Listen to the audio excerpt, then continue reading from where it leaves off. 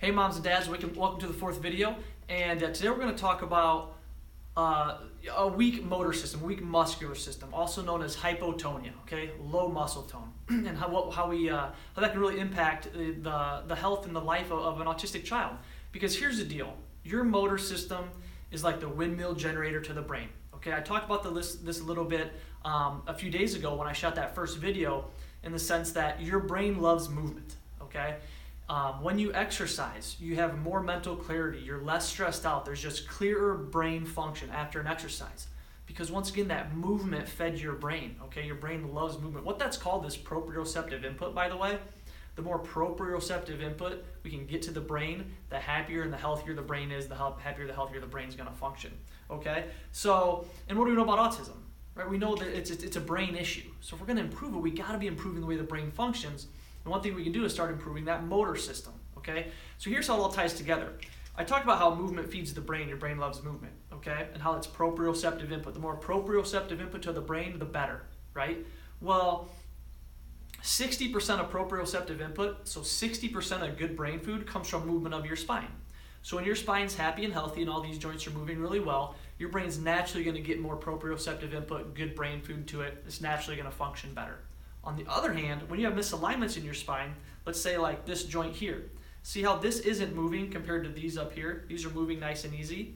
This one's stuck. It's like a bad door hinge, right? So here's the thing, when I adjust a child very safely, what do? We restore motion at that joint. What does that do? That sends good input to the brain, right? That proprioceptive input.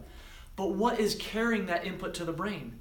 Your muscles, right? Your muscle tone, your motor system. That's why when I adjust and we send good input to the brain, things are good, but the stronger that child's motor system, the more input that's going to reach that brain and really help that child's brain, start to rewire and form new connections and really do good things.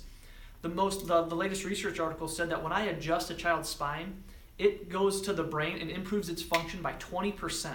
20%. So once again, when I adjust, remember this is midline, so not only am I stimulating the cerebellum, getting that to function better, but I'm also firing over to the weak side of the brain and getting that to form new connections. So as the brain, as the cerebellum are functioning better, we do those movement patterns, those primitive reflexes, we do core exercises, start building their muscular system, start getting rid of these primitive reflexes. We basically start changing the neurology of these kids, and we start getting their nervous system to function better.